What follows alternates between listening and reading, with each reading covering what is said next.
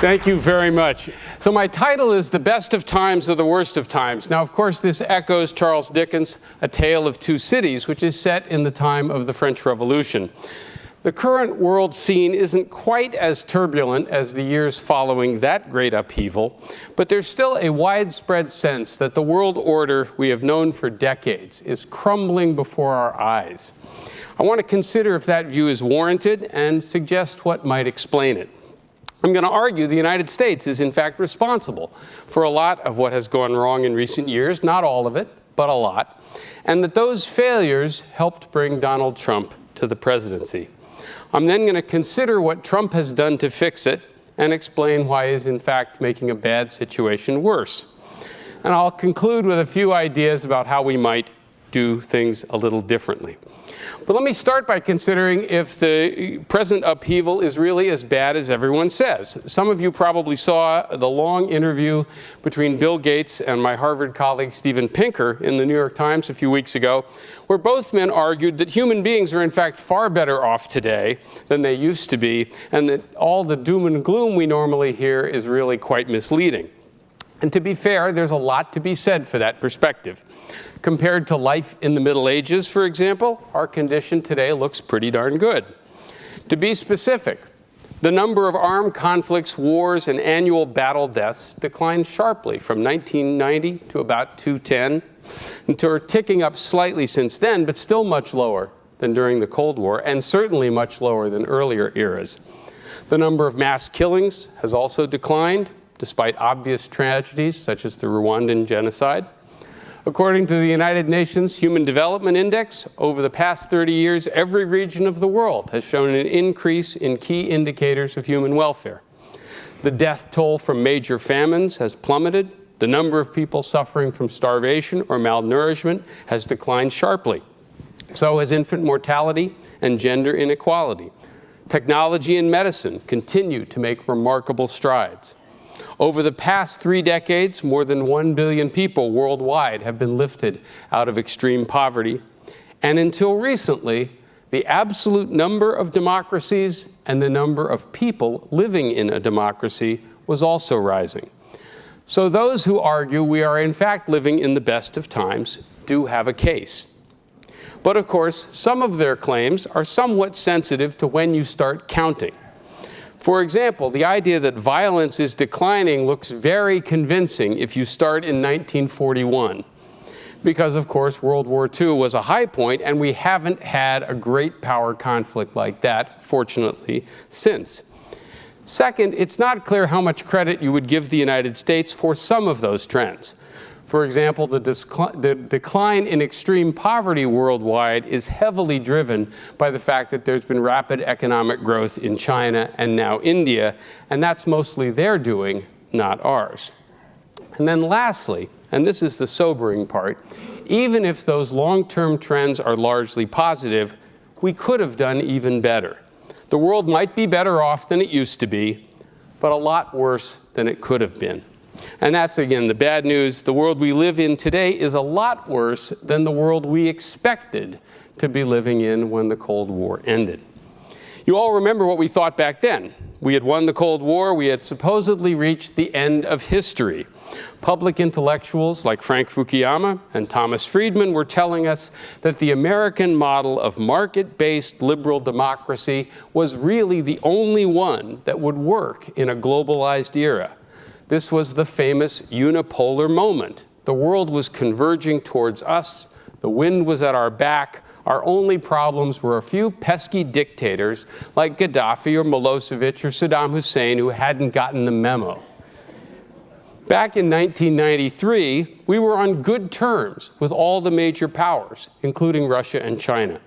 Democracy was spreading worldwide, including Latin America, the former Soviet Empire. Iraq had been disarmed. UN inspectors were carting away its WMD equipment.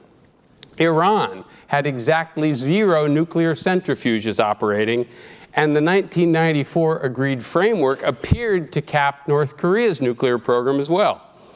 Globalization was spreading rapidly under American auspices with the formation of the World Trade Organization, the opening up of financial markets around the world. NATO was expanding, and so was the EU. culminating in the creation of the euro.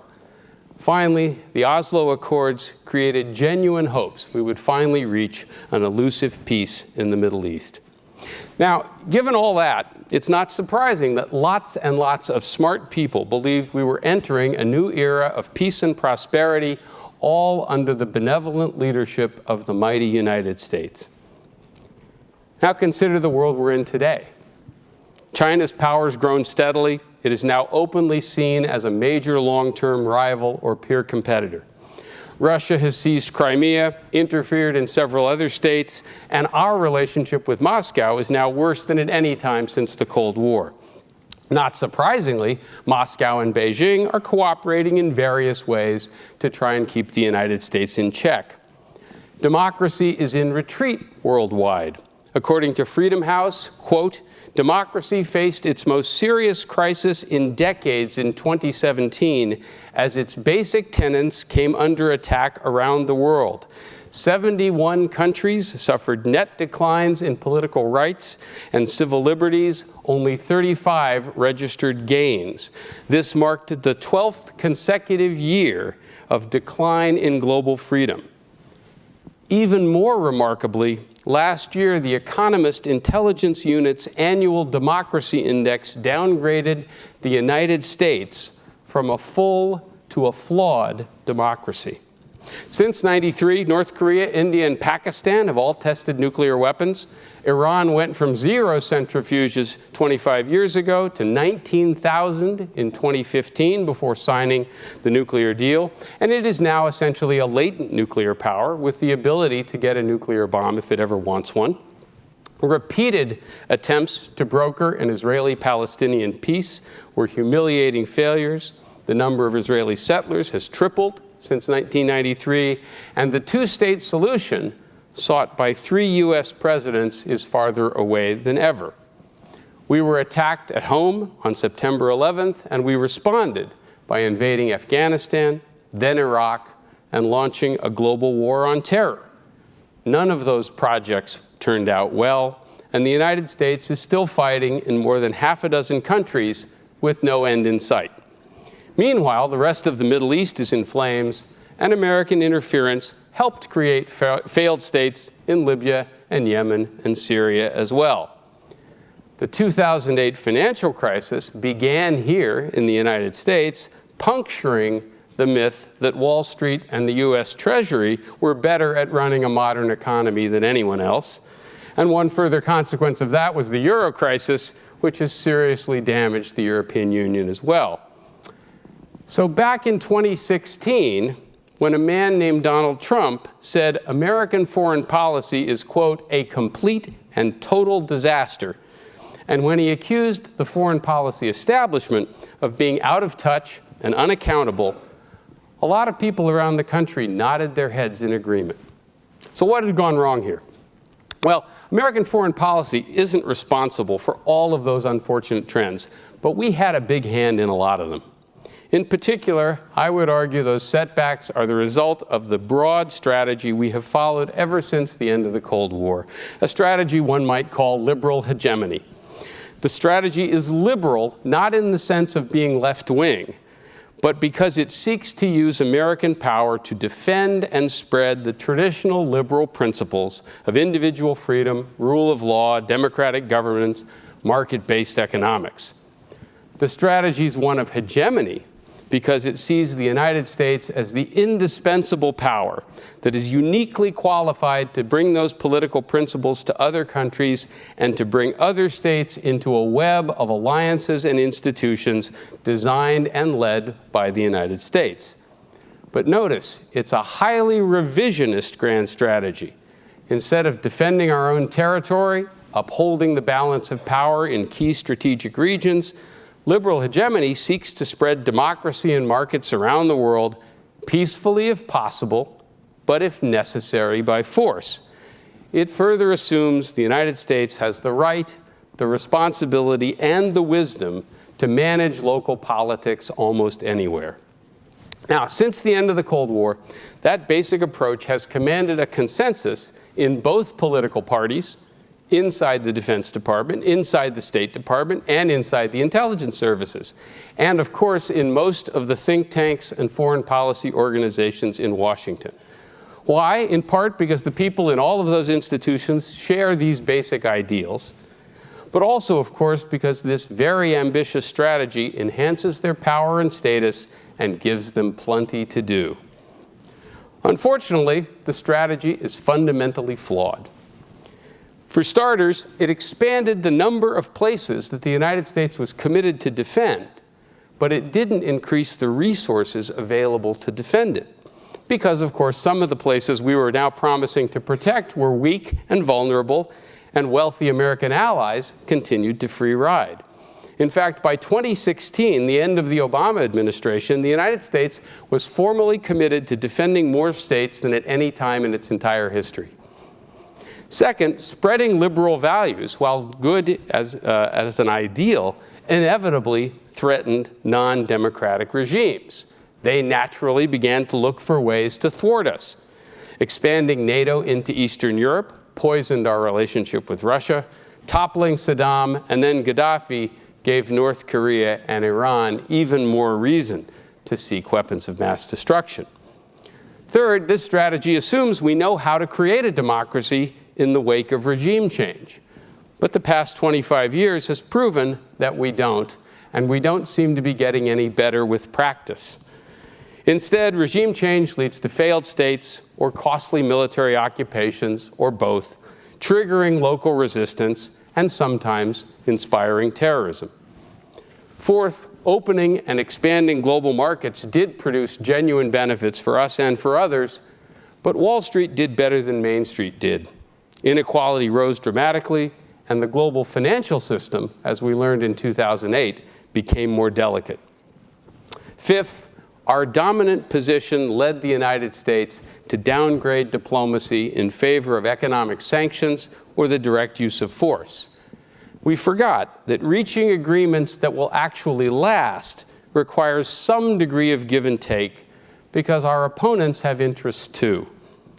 By the way, on those rare occasions where we didn't act that way, as in, I believe, the nuclear talks with Iran, we actually made progress and we actually got results. Last but not least, liberal hegemony created a world order that was excessively dependent on Washington doing the right thing in lots of different places, including lots of places we didn't understand very well. We thought being the indispensable power all over the world would guarantee stability. The opposite proved to be the case. In retrospect, building an order that would have been less dependent on constant American management might have been a better bet. And by 2016, those accumulated failures helped open the door for Trump. So what did he promise to do? Well, you know all this. He said America first would be the guiding principle of his foreign policy. He said NAFTA, the Trans-Pacific Partnership, and other multilateral deals were all very bad trade deals. He said NATO was obsolete, and they had to start paying us to defend them. He was deeply critical of the European Union, praised the Brexit vote in England, embraced right-wing nationalists like Marine Le Pen in France. He promised repeatedly the United States would get out of the nation-building business. He said rivalry with Russia and China was not inevitable, and Vladimir Putin, of course, was one of the only foreign leaders he never criticized. He called the nuclear deal with Iran the worst deal ever, and showed no interest in promoting democracy or advancing human rights, just not something he ever talked very much about at all. When you think about it, his approach in the campaign was as clear a repudiation of liberal hegemony as you could have asked for, which is why, of course, the entire foreign policy establishment, including dozens of experienced Republican officials, openly opposed Trump and called him, quote, utterly unfit for the office. Those were Republicans, not Democrats. So what did he do once elected? Well, to be fair, he began with some unusual steps. He appointed a controversial general, Michael Flynn, as national security advisor, along with some other rather inexperienced oddballs like, say, Sebastian Gorka. He left the Director of National Intelligence and the Chairman of the Joint Chiefs of Staff off the NSC Principals Committee, something his predecessors had not done, and put political strategist Steve Bannon on the Principals Committee. He put Rex Tillerson at the State Department, despite Tillerson's lack of diplomatic experience. He declined to fill dozens of positions, saying in one interview, "They're unnecessary," and saying in another interview, "I'm the only one that matters." On his third day in office, he abandoned the Trans-Pacific Partnership and a few weeks later left the Paris Climate Change Accord. He continued to tweet out provocative statements and didn't hesitate to contradict U.S. officials or pick fights with a variety of foreign leaders, including the heads of a number of close American allies. And I think it's safe to say that throughout, his entire style has been radically different than all past presidents. But look what happens over time. Over time, it becomes clear that U.S. strategy has not really changed. Within 7 months, the radicals in his administration are all gone and replaced by mainstream figures.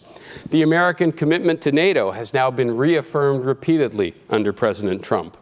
Our commitment to the same set of Middle Eastern allies is if anything, deeper.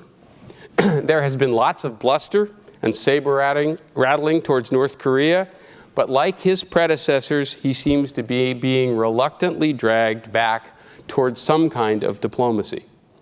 Trump has proposed an increase in defense spending, but that is hardly new in Washington. All recent presidents have been committed to preserving American military primacy and have been extremely deferential to military advice. And of course, although Trump has done more damage to the State Department than his predecessors, he is hardly the first to give the State Department short shrift. So far, he hasn't torn up NAFTA or the Iran treaty. And for that matter, his hostility towards Iran is hardly out of line with the Washington consensus. So there's nothing new there either.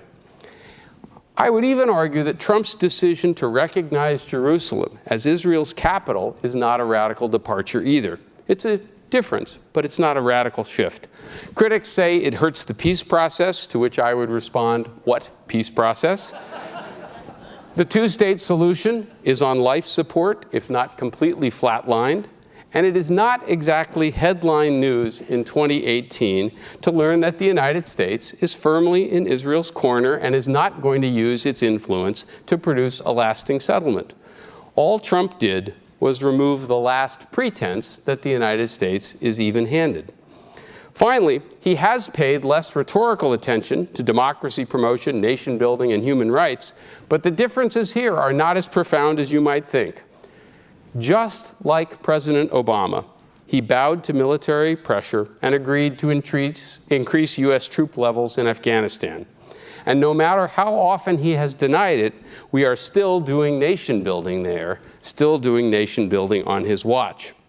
Second, both he and Secretary of State Tillerson view human rights primarily as a cudgel with which to browbeat our enemies, such as Iran, while giving our allies mostly a free pass.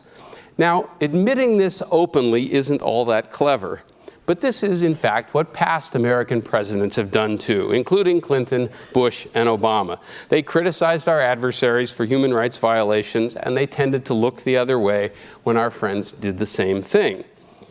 The bottom line here is that Trump's foreign policy isn't the radical departure he promised when he ran for office. The blob has reined him in, and many key elements of liberal hegemony remain firmly intact. This is bad news in two senses. We still have a failed grand strategy, but it is now being implemented by the least competent president in modern memory, a man whose White House was described by a senior Republican politician as a snake pit, and whose turnover rate among senior staff is the highest in history. The good news is that he has a ways to go before he will have done anything quite as dumb as invading Iraq. But there's no question he's diminished America's stature in the world, and especially the sense that the United States has sound judgment and competent leadership. And here's what I mean by that. Near the end of Obama's second term, A Pew survey of 37 countries found that on average, roughly 64% of the respondents said they had confidence in U.S. leadership. After less than 6 months under President Trump, the percentage with confidence had fallen to 22%. When asked who was more likely to do the right thing in world affairs, Xi Jinping, Vladimir Putin, or Donald Trump, in that same survey, President Trump came in third. That, in a nutshell, is why I consider this the worst of times. So let me close by briefly sketching what we might do instead. We could start by abandoning our habitual paranoia and recognize that the United States is in fact still the luckiest and most secure great power in history. We have a large population and a sophisticated entrepreneurial economy. We have extremely capable military forces. We are separated from the other major power centers in the world by these two enormous oceans, and those oceans still matter for our security. We also, by the way, have thousands of nuclear weapons of our own, making a direct existential attack on American soil even less likely. Given that enormous good fortune, the overarching goal of our foreign policy should be to make sure that no other major power is in a comparable position, by which I mean dominates its region the same way we dominate the Western Hemisphere. Such a state would have an economy as big as ours, the ability to project power around the world the way we do now, including, if it wished, into the Western Hemisphere. Well, the good news is that there is no potential hegemon like that in Europe today. Russia and Germany have declining populations. There's no one else that could conceivably try and dominate Europe. The United States should therefore remove its military forces and gradually turn European security back over to the Europeans. Not by next week, but gradually. It's worth noting Europe has more than 500 million people, a combined economy of 17 trillion. Russia, which everyone regards as the great threat to Europe, has 140 million people, a GDP of less than 2 trillion. NATO's European members spend 4 times more on defense every year than Russia does. They don't spend it very well, but the idea that Europe lacks the wherewithal to defend itself against potential external threats is a myth. So it's not clear why the United States needs to do very much to defend them, and to be fair, here Trump's instincts were, I think, correct. The bad news is that China is a potential hegemon in Asia.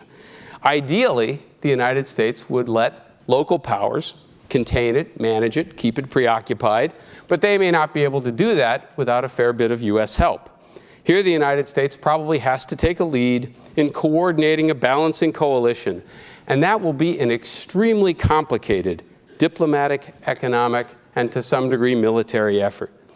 Again, that's why the TPP decision was such a blunder, and it's why gutting the State Department is so foolish, because this is a task that requires subtle and sophisticated diplomacy, which we will soon be incapable of doing. As for the Middle East, our main interest there is the preservation of a regional balance of power to ensure that no single power is able to dominate the area. Well, the Middle East is more divided today than it has ever been. Nobody is going to be able to dominate or control it. We shouldn't try to do that ourselves. We should not try to take sides in the struggle between Sunnis and Shia, between Saudi Arabia and Iran. In fact, to take that one step further, the United States should stop having special relationships with countries in the Middle East and have normal relationships with them instead. None of our current allies deserve unconditional American support, not Egypt, not Israel, not Jordan, not Saudi Arabia, not Turkey. The United States should support these countries when our interests are aligned. We should distance ourselves when they don't align. And we should strive for a business-like working relationship with Iran, because that will increase our leverage with everyone else, facilitate cooperation when our interests do overlap, and reduce Iran's incentive to pursue weapons of mass destruction or move closer to some of our other adversaries. 2 more points. We would also do well, I think, to de-emphasize the role of military power in our foreign policy and put greater priority on peace. And I say that with some misgivings, but I'll explain what I mean. You hardly ever hear U.S. politicians use the word peace anymore, or hear them say that peace is in America's national interest. Why? Because they don't want to appear soft or fuzzy-minded. But peace, of course, should be our goal in almost all, not all, but almost all circumstances. Remember, the United States is in great shape. We're already sitting on top of the world with little to gain from conflict abroad. Peace is good for the American economy. A more peaceful world is one where we don't need a lot of intrusive government surveillance or other threats to civil liberties.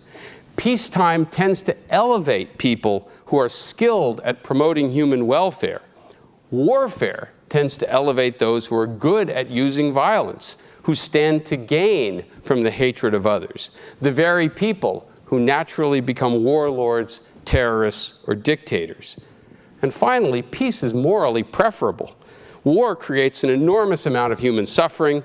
Alleviating it when we can is intrinsically desirable. Let me be very clear here. I am a realist and I am not naive about the nasty nature of international politics.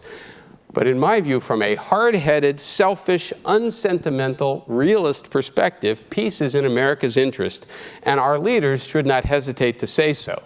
And in that spirit, let me just add that I think a military parade in Washington is about the dumbest idea you can think of.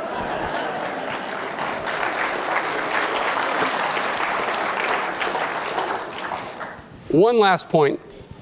Instead of ignoring democracy and human rights, we should promote them. We should promote them actively, and we should promote them most importantly by setting a good example.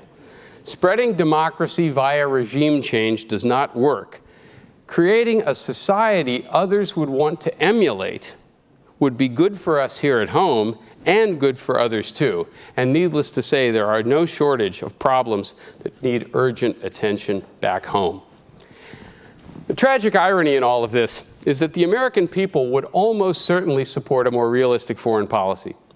Getting out of the nation-building business, reducing our military footprint in Europe and the Middle East, seeking a realistic, hard-headed rapprochement with Iran and Russia, focusing more attention on our partners in Asia would all make sense and would free up additional resources that could be used to improve the lives of Americans here at home. I believe if Donald Trump had implemented that approach in a systematic and disciplined way, his foreign policy would have in fact bolstered his support with his base and also won over some new fans. But I think it's clear after a year that President Trump does not have the temperament to pursue this sensible course. He's more inclined to pick fights to no good purpose, encourage instability in places we would prefer were tranquil, and act so erratically that even our friends have lost confidence in our steadiness. None of this is in America's interest or likely to produce a more orderly or tranquil world. So when I contemplate the next 3 years, I am reminded of something Chancellor Otto von Bismarck of Germany supposedly said, that there appears to be a special providence that looks after drunkards, fools, and the United States of America. More than ever before, I hope Bismarck was right. Thank you very much.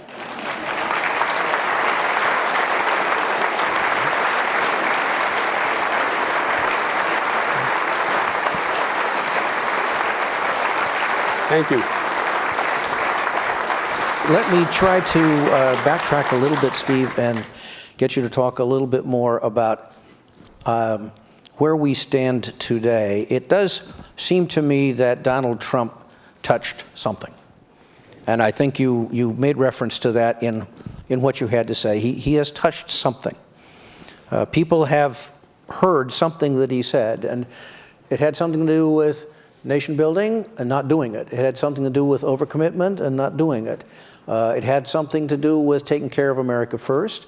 All those seem to resonate. There's a package in there that says he might have been onto something. First question, was he onto something? And second, if you're right about the way he is actually executing, nonetheless, does that something that he's onto and his character so worry people in other countries in the world that he's actually accelerating the reaction to American policy and the use of American power today? Yeah. There's sort of two parts to that. And first of all, I think it's clear that it resonated with a substantial fraction of the American electorate, including some people who didn't ultimately vote for him. You might remember in the election that Bernie Sanders on foreign policy actually sounded an awful lot like Donald Trump. Not on everything, but Bernie Sanders got a lot of support in the Democratic Party. So you had this view that the United States was overcommitted coming from wherever you think Trump comes from, and coming from Sanders on the left. Well, Trump is hard to label as a sort of true conservative or anything like that.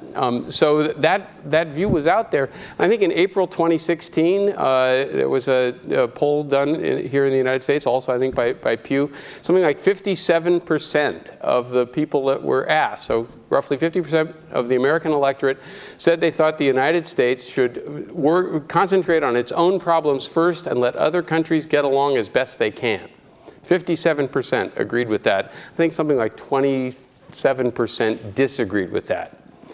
Now, people who do foreign policy for a living, people who are engaged in it, I think more educated elites, et cetera, have a more engagement approach. They don't necessarily accept that. But when Trump went out there and said he wasn't going to do those dumb things, a lot of people resonated with them. I would also say one other point there, and that's, remember that the previous presidential elections had the same pattern.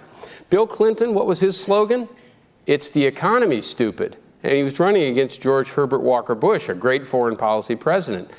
George W. Bush said he was going to give us a humble foreign policy and criticized Clinton for too much nation building. Barack Obama comes in the wake of the Iraq War, says, I'm not going to do dumb things like that. I'm going to rebuild our relationship with the world. So all of these presidents have run promising to have a smarter, more restrained, more sensible foreign policy, and Trump is no different. And interestingly enough, all of those presidents end up doing, in their own particular way, kind of the same thing.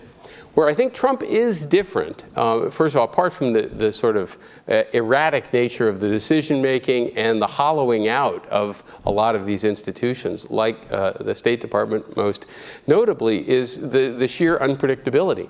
Right, so even countries that are not hostile to the United States, who want to do business with the United States, who want to know where the United States stands on either an economic set of issues or a set of military, security, diplomatic issues, have no idea at this point, partly because they can't get a straight answer out of Washington because the machinery is not running particularly well, and also because even if they do get an answer from one of the few officials that actually has been appointed and confirmed, it may be undercut next Tuesday by a tweet. And at that point, which is the one that's actually speaking for what American policy might be? So regardless of where you are philosophically on President Trump and what he wants to do with the country and all of that, the fact that other countries have relatively little idea what to expect from the United States is probably not a good thing. Foreign policy is an area where being unpredictable has a real downside. It's not, like being doing real estate deals or running a reality show. I'm going to look first up in the balcony to see if a student has a question. Is there somebody up in the balcony who's a student who has a question? A gray beard will not necessarily qualify, yes? So you say that you make a point that when Trump tweets, he can sometimes undercut his foreign policy or any policy that he's making. What do you propose might help fix that? Like, do you think we're stuck with social media as part of our political climate now? Yes. I mean, I don't see us unwinding social media. I don't imagine a world where things like Facebook disappear. You can imagine the nature of the social media environment starting to change, people starting to recognize that this has pernicious consequences. I actually know people who work even in the programming world and in the sort of infrastructure of social media who are now worrying much more about this problem in ways they didn't back when Facebook and Twitter were being created. That's one sort of broader set of problems that will transcend this president and the next president and the president after that. It's just part of the world we're now going to be living in. The other question, what do you do about this particular president who appears to use Twitter in a particularly, I'll just say, undisciplined way? And you have to respect it in one sense. He used this for a long time, and it's one of the reasons he got elected. It was a very effective campaign tool for him. It was a way for him to reach directly out to lots of people in lots of different ways and dominate the news cycle on the cheap. He would tweet something out in the middle of the campaign, and that's all anyone would talk about for the next week. How was Hillary Clinton supposed to lay out what her tax plan was, or what her health care plan was, or what she was going to do about the situation in Pakistan when everyone was talking about some tweet he'd done about, I don't know, an actress, right?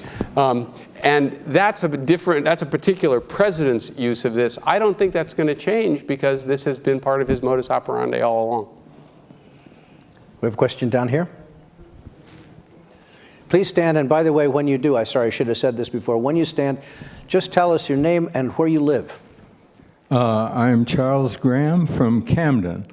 All of your discussion has been about the foreign relations and what the United States should do, but it seems to me that we are now paralyzed by a dysfunctional Congress that seems to be under the rule of their campaign finance, and a population of voters who seem to be dysfunctional as well.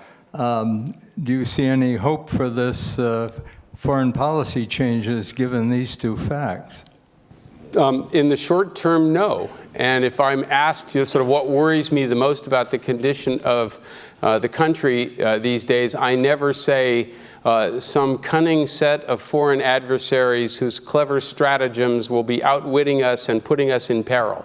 It's not that we don't have enemies. It's not that we don't have people out there who would like to harm us, but I don't think any of them are as consequential as the damage we are managing to do to ourselves. Now, having said that, I want to emphasize my training and my principal intellectual activity is in foreign affairs, international politics, things like that. I am not a student of American politics, so I am now beginning to practice political science without a license. I'm moving into areas that are not my domain, but I'll say two things on that. First, there have been other moments in our history where we've been deeply polarized. There have been other moments in our history where economic inequality has been as great as it is today. There have been other moments in our history when those things were true, and we were also dealing with a lot of concerns about immigration and things like that. This is where the progressive movement came out of. We've had political movements that emerged out of particular sets of conditions. They start at the grassroots. They find political leaders as well. And in the case of the progressive movement, it had a transformative effect, I think ultimately a positive transformative effect on our politics. And something like that could happen again. But there's no guarantee it will happen. It's just a possibility. The second point I would make is just to steal a point from one of my Harvard colleagues, Daniel Ziblatt, whose book, How Democracies Die, I heartily recommend.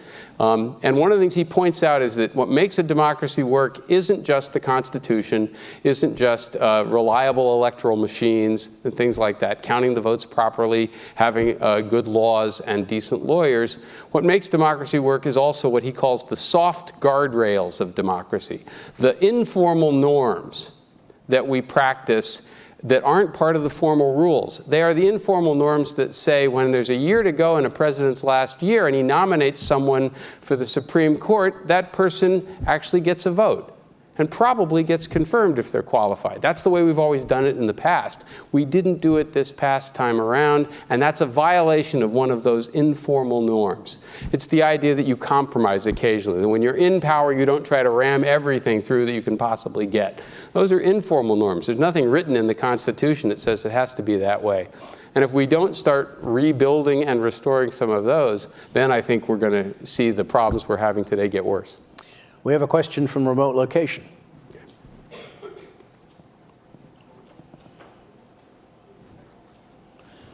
Given Russia's success in Crimea and Ukraine, what chance is there that Russia will stay at its present level? Well, I guess I am of the view that Russia remains a declining power.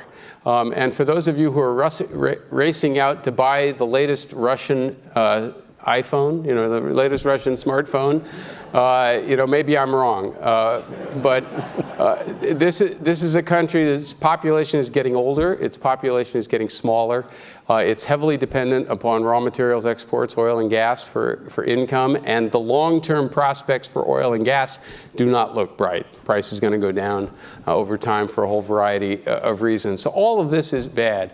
What Russia managed to do by seizing Crimea and interfering in Ukraine was a geopolitical accomplishment for them, which is basically to halt the eastward expansion of NATO. That's far enough, is basically what they were able to do. And from a Russian point of view, this made perfect sense and is, I think, considered, from their perspective, a real success, a real victory. Right? They finally had stopped us from continuing to move NATO and all these Western institutions eastward. By the way, the fact that they were sensitive about that is no different than the United States being sensitive about people interfering in the Western Hemisphere. Just think of all the times we have wanted to make sure that some government we didn't like didn't gain power in Nicaragua or El Salvador or one of those places. What they were doing is really not that different than what all great powers do, which is to worry a lot about what's happening on their borders. I'm not defending what they did, I'm just explaining it. Nonetheless, so I think they regard that as a success, but everything else Putin has done is just, I think, delaying the inevitable, which is Russia declining as a major power, being primarily a spoiler that can have modest influence in places relatively close to Russia itself, and not turning Russia around in ways that would make it a really formidable power later on in the 21st century. We have a question up in the balcony. Hi, my name is Nicole Paris. I'm with University of Maine at Farmington. And my question is, how would you reconcile Trump's America First policy and America's self-identity as a global leader or a global hegemon in regards to isolationist foreign policies? Well, certainly, first of all, the fact that he even used the phrase America First, right, which has a historical resonance. It was the isolationist phrase out of the 1930s of people who did not want the United States to get involved in World War II. And it carries a bunch of other rather noxious baggage with it as well, which is, to me, is unfortunate to have resurrected something that comes with all of those associations as well. I think that, as Bill Clinton once told George Stephanopoulos, right, when George Stephanopoulos was his press secretary, he said to him at one point in an aside, by the way, Americans are basically isolationists. This was Bill Clinton talking about the country. And what he meant by that was that we have a limited appetite for global adventures. And if they get to be really expensive or really costly, we better have a really good reason, like defeating Nazi Germany or containing the Soviet Union. But if you don't have a really big reason like that, and it starts to look expensive, the American people are going to lose interest in this project. And I think, again, that's what Trump has tapped into. It gets back to the very first question you asked me. If the past 25 years of liberal hegemony could just trot up a whole bunch of successes. Iraq's in great shape, Afghanistan's doing fine, peace in the Middle East, Europe growing and thriving. If this had all worked out beautifully, right? Gaddafi gone, democracy there, then people would have said, we should continue to be the indispensable power. This really works out well. But in fact, none of these projects worked out particularly well. Many of them failed and made things worse. And oh, by the way, while we've been busy spending trillions of dollars to no good purpose, right? China has been making money, growing, developing its economy, building the sinews of modern infrastructure, gaining influence, not invading other countries, developing a highly professional diplomatic service, right? Sending students all over the world. And if you wake up in 2060 and you discover that it's largely a Sinocentric world, or in many ways a Sinocentric world, in ways that I don't think are necessarily an existential threat to us, but we might find uncomfortable in a variety of ways. It'll be in part because we took our eye off the ball and squandered a lot of resources on projects that didn't work out particularly well. Question over here.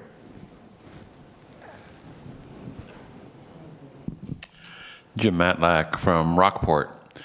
a particular instance of a very knotty problem that Trump and all of us face, North Korea. The reckless language and the kind of loose way in which conversations about bloody nose, punch him and he'll back down, and so on. I don't believe that's necessarily going to happen, but nor do I trust the kind of deterrent stability of the relationship between two such eccentric leaders. How do we create a policy that avoids some real catastrophe in the North Korean instance? Well, obviously, you know, we all, I think, worry about that. I guess, and this may be naive of me, but I guess I am more sanguine about this than most people are.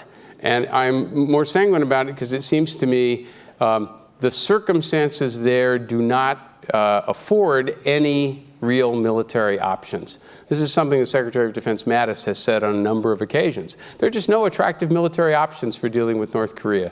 They weren't particularly attractive even before North Korea had a small nuclear arsenal. They are even less attractive afterwards.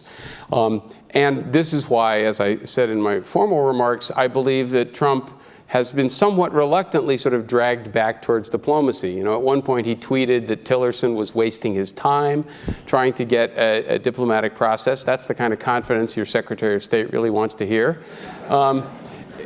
But in fact, partly because of the initiatives of the South Korean president, President Moon, partly because of what Kim Jong-un has done, the fact that they've seized upon this fortuitous opportunity of the Winter Olympics to start something of a dialogue, and because there isn't an attractive other thing to do, even Donald Trump, despite the tweets, despite the name calling, et cetera, is, I think, going to be back where Barack Obama was, where George W. Bush was, and where Bill Clinton was, trying to talk to these people and figure out if there is some sort of modus vivendi that can be worked out that addresses some of our larger concerns and addresses some of their concerns. And that gets back to this other point I tried to make is there's not going to be a deal with North Korea in which they give us absolutely everything we want in exchange for nothing in return.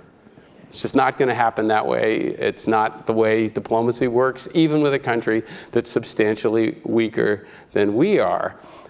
So I think that's where we're going to end up, but it's going to be a bumpier ride, it seems to me, than it needs to be.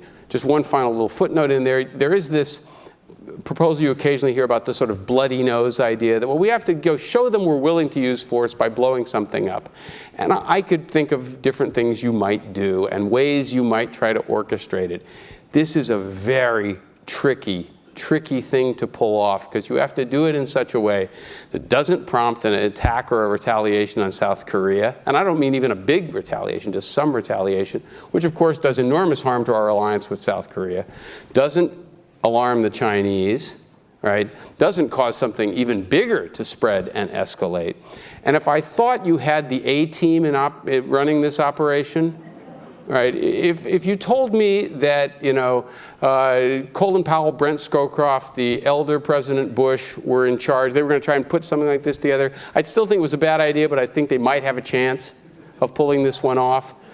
I do not have the confidence that this White House could pull anything as subtle or sophisticated as that off without messing it up. Or just having it leak a week beforehand and cause a giant diplomatic kerfluffle as well. So, We have a question from a remote location. How do you feel about Obama's foreign policy? Was it unique in any way? I don't think it was unique. I think he was, in a sense, I mean, I had great admiration for President Obama, but he disappointed me repeatedly because I think his instincts on many foreign policy issues were actually pretty good. But he was, in fact, just one person and a prisoner of this establishment about which I've now written a book about. So Barack Obama, very smart, intelligent, sensible Nobel Peace Prize winner, escalated the war in Afghanistan, even though he knew it wasn't going to actually fix anything. Right? It wasn't going to put us in a better position in Afghanistan at the end of his term, and it didn't. Right? Barack Obama, I think, had the right idea that we needed a peace deal in the Middle East, that would be good for us, good for Israel, good for the Palestinians, good for the Arab world. He was never actually willing to put any genuine pressure on both sides. et cetera. I think in any number of other ways, he had, excellent instincts on a lot of things, but was unable to change American policy very much. So at the end of the day, I left out Libya, right? I mean, he said later that was his greatest regret, right? Was that he had gotten persuaded to try something in Libya, even though we'd seen that movie before in other places. And we should have by then learned that the only thing worse than a really awful government, which of course is what the Gaddafi regime was, the only worse than a really awful government is no government at all, about which Thomas Hobbes wrote his book Leviathan, about the state of nature, and that's what we ended up with in places like that. So Barack Obama, I think, was a very good man and a very disappointing president. Balcony question over here. My name is Norman Keeling from University of Maine, Belfast Hutchinson Center. My concern is the question of who's advising Trump.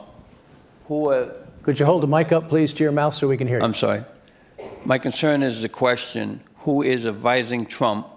Who are the true advisors? And how do we identify them and hold them accountable? Well, I don't know what I don't know, so I don't know if he has a set of advisors whose identities have remained secret. But I'll say a couple things. I mean, first of all, accountability is kind of a concept that has disappeared, before Trump. It disappeared long before that. Ask yourself how many people who've held high positions in the U.S. government in the foreign policy realm have ever done anything that would disqualify them from serving again. Right? Nobody's ever held accountable. We recycle the same officials in and out, regardless of how badly they performed the last time around. So there's not a whole lot of accountability. I mean, the people who thought up, again, the invasion of Iraq, as near as I can tell, none of them paid any sort of personal price for doing so as well. So accountability is kind of out of this thing long before Trump showed up. Second point is, who does he rely on? He'll rely upon H.R. McMaster, the National Security Advisor. I think he does listen to Secretary of Defense Mattis as well. He takes some advice from his inner circle, just like his predecessors did rather. Barack Obama had an inner circle of people that he trusted on foreign policy. He didn't listen to Hillary Clinton when she was, he listened, but she did not run foreign policy when she was Secretary of State. And I don't think John Kerry ran it. He was given certain assignments that he pursued very energetically, and in some cases, I think successfully, mostly not successfully. But the reason why all these presidents have this inner circle is, of course, the importance of loyalty, which is also something that is increasingly missing. So get back to Barack Obama. He keeps on Robert Gates as Secretary of Defense, holdover from the Bush administration. Gates serves a couple of years, leaves, writes a memoir, sticks the knife right in Barack Obama's back. And then Leon Panetta, who Barack Obama first appointed to head the CIA and then moves over to defense, does the same thing. Leaves, writes a memoir, while Obama is still in office. Well, if you're living in an environment like that, of course you want to have your inner circle. If you're Barack Obama, you want Ben Rhodes, you want Valerie Jarrett, you want people who you know will not betray you. If you're Donald Trump, you want Jared Kushner, you want Ivanka, you want some people, regardless of their qualifications or lack of same, who you know are tied to you completely and therefore are not going to go spill something outside in a way that might embarrass you as well. And I think this is actually a serious problem in terms of public service, that increasingly leaders do not have enough people around them or people they can appoint whom they can trust. Question down here. Charlotte Singleton from Mount Desert Island. This is a broad question, but I'm curious. The demographics of the United States are changing, and changing rapidly.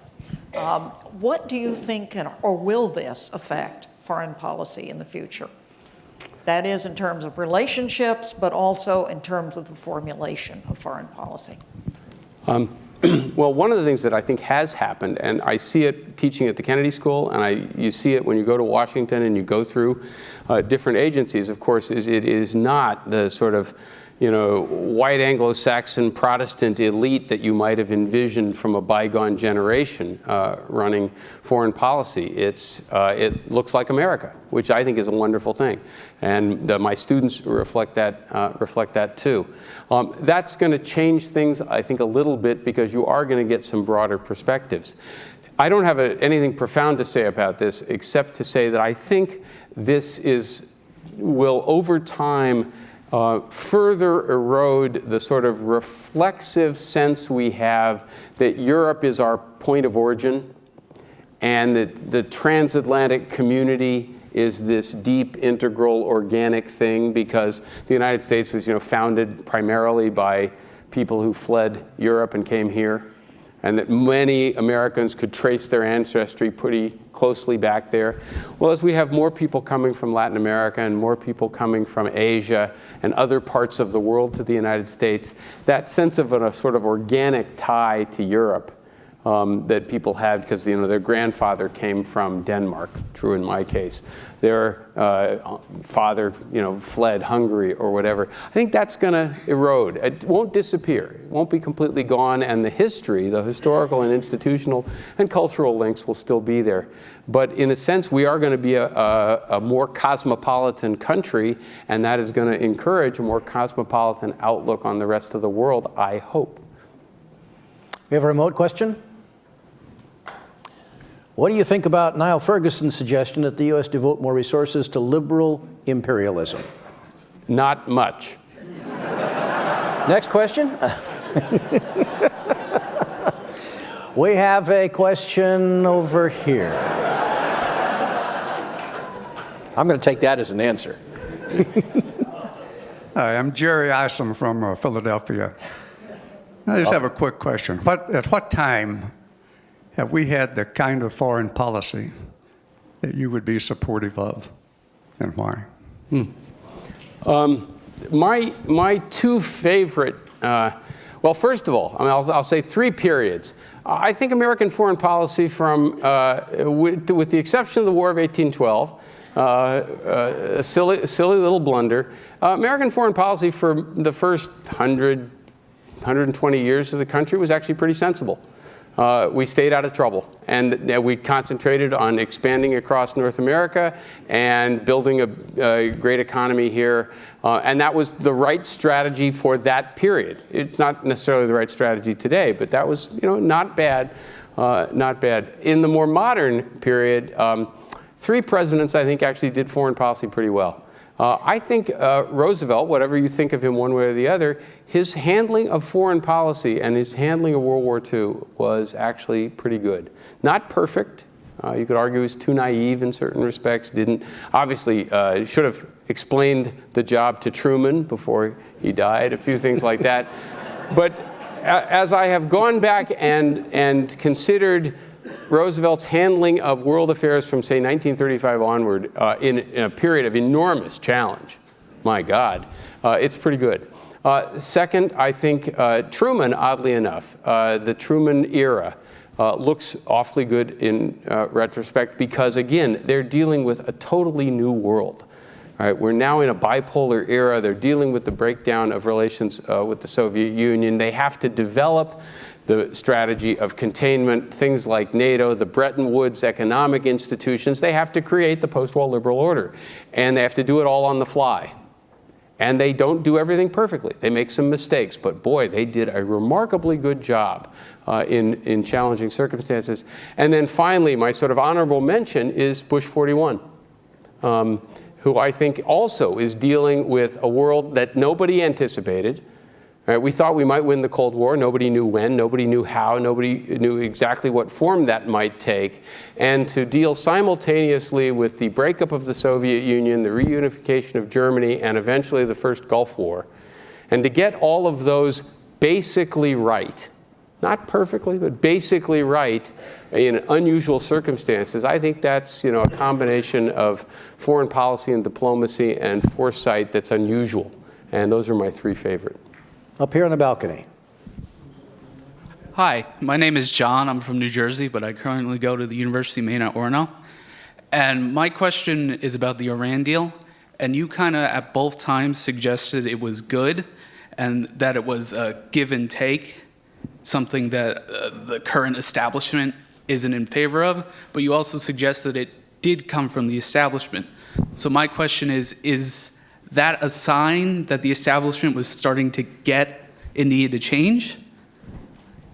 This, I'm sorry, is a perfect opportunity for the sort of apocryphal Churchill line about the United States always does the right thing after first trying all the alternatives.